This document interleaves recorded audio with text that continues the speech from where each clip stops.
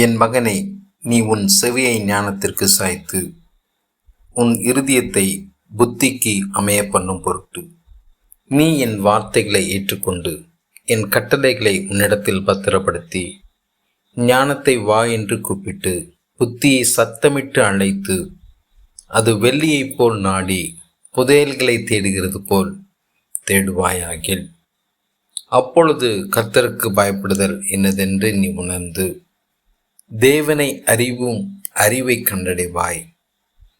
கர்த்தர் ஞானத்தை தருகிறார், அவர் வாயினின்று அறிவும் புத்தியும் வரும். அவர் நீதிமான்களுக்கென்று மெய் ஞானத்தை வைத்திருக்கிறார். உத்தமமாய் நடக்கிறவர்களுக்கு அவர் கேடகமாய் இருக்கிறார். அவர் நீதியின் நெறிகளை தற்காத்து தம்முடைய பரிசுத்தவான்களின் பாதையை காப்பாற்றுகிறார்.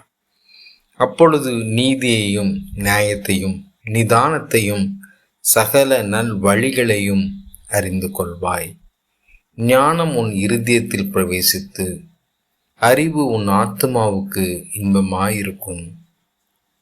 நல் யோசனை உன்னை காப்பாற்றும், புத்தி உன்னை பாதுகாக்கும்.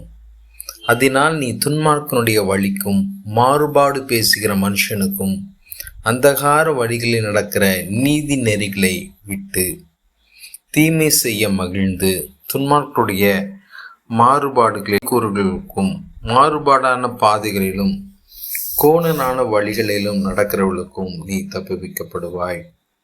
தன் இளம் வயதின் நாயகனை விட்டு தன் தேவனுடைய உடன்படிக்கையை மறந்து இச்சகமான வார்த்தைகளை பேசும் அந்நிய பெண்ணாகிய பரஸ்திரீக்கும் தப்புவிக்கப்படுவாய்.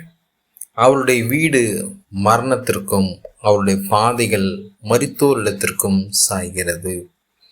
அவளிடத்தில் போகிறவர்களில் ஒருவரும் திரும்புகிறதில்லை, ஜீவ பாதைகளில் வந்து சேருகிறதும் இல்லை. ஆதலால் நீ நல்லவர்களின் வழியிலே நடந்து நீதிமான்களின் பாதைகளை காத்து கொள்வாயாக.